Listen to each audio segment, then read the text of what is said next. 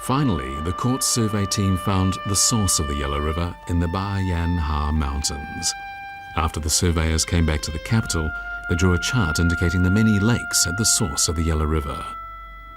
Only then did the supreme ruler of the land of China know that the source of the Yellow River was dotted with numerous shimmering lakes. This is the first map of the source of the Yellow River in Chinese history, and after its completion, the central government was encouraged to carry out further large-scale surveys of the empire's territory.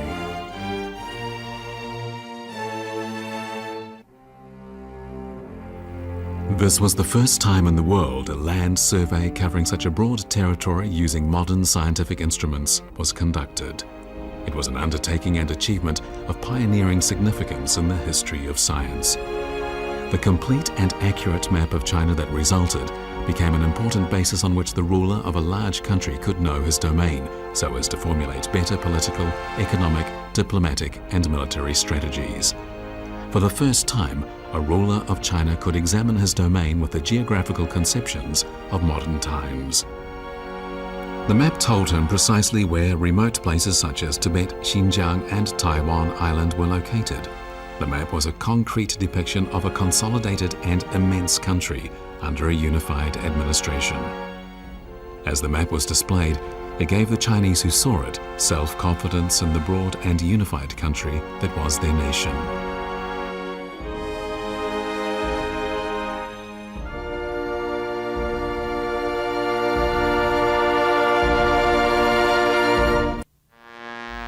During the era of the Qing Dynasty, different ethnic groups in China increased their mutual exchange on a scale never before seen, and their ethnic cultures merged to a much greater extent.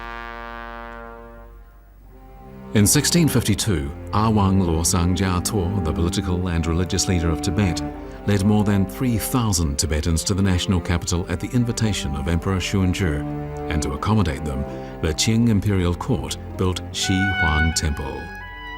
The following year, the Qing Imperial Court officially conferred the title Dalai Lama on Awang Luosang Jiatuo, and after that, the appointment of the Dalai Lama by the central government of China became the rule that has remained in place in China to the present day.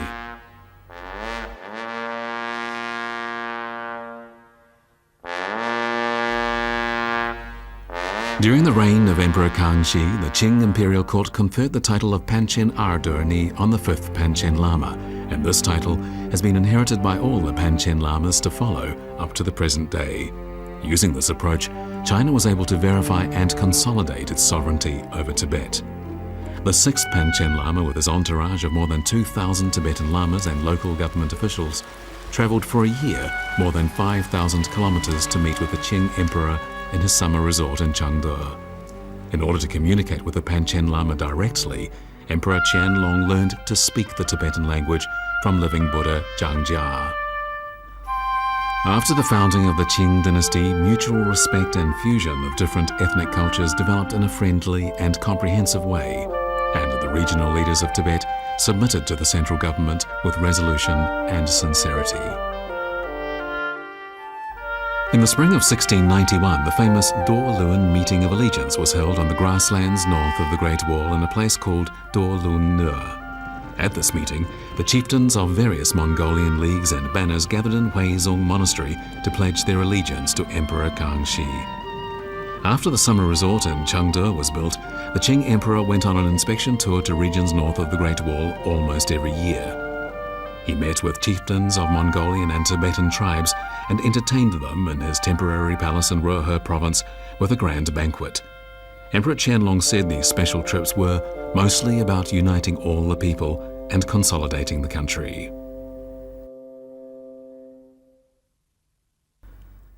People of the Mongol tribe of Turgut originally lived in the Xinjiang region, but in the middle of the 16th century, they followed their livestock to the Volga River Valley in Russia.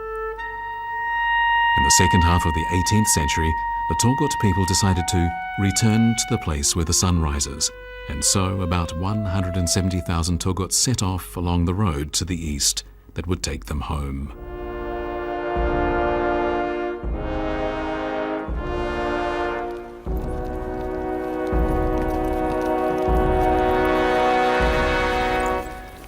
The 170,000 Turgut tribespeople trekked over sheer mountains and through swiftly flowing rivers, often fighting back enemies at the same time.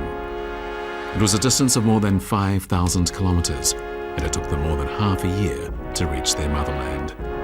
The Qing Imperial Court accorded their return considerable attention, ordering local governments along the road to prepare clothes and food for them.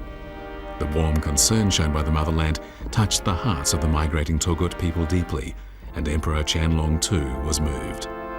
The emperor wrote an inscription to commemorate the heroic deed of the Turgut people and ordered that it be carved on a stone tablet. That tablet still stands today in a Buddhist temple in Chengde city.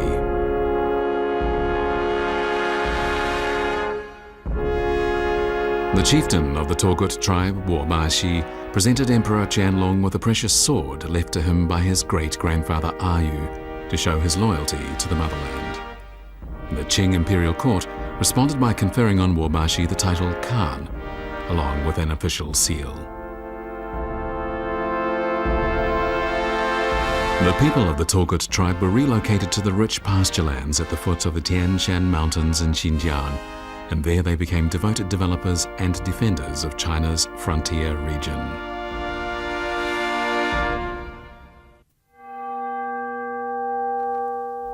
The Qing Imperial Court regarded emphasis on agriculture and improvements to crop cultivation as its main policy for social and economic development.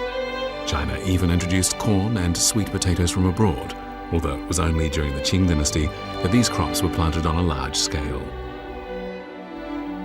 In the year 1703, the Imperial Court asked local farmers in Ruohe province on the Bashang Plateau to grow rice on a trial basis. The experiment succeeded, and the area in the vicinity of Chengde became the largest rice-growing area in North China. Even today, rice is still a profitable crop in the region. Growing rice on farmland that was originally used to grow dry land grain crops was an innovative idea unconceivable in previous eras of China's history. Eventually, the boundary between cultivating rice and cultivating dry land grain crops disappeared thanks to technical improvements in agriculture. Meanwhile, the Qing dynasty's integration of their own nomadic culture of northeast China with the farming civilization of the Central Plain was highly successful, with great progress in production and in society. Previous imperial courts had imposed a head tax on every male adult, but in 1712 the Qing Imperial Court abolished this ancient taxation policy. Instead, it collected the capitation tax on only one male member of a family. A family paid the same amount of tax no matter how many able-bodied men it had. This is the famous no tax increase on the growing population policy.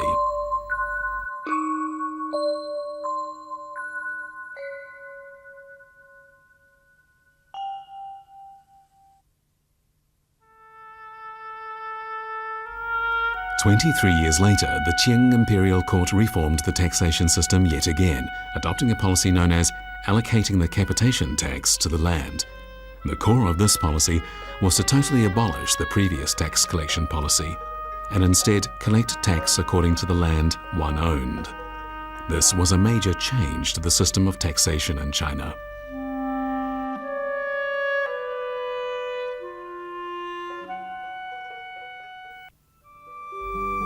At this time, farmers near Yuzhuan Hill on the outskirts of Beijing and in the vicinity of Tianjin began to grow an early variety of rice on a trial basis, and the area of rice paddies increased year by year.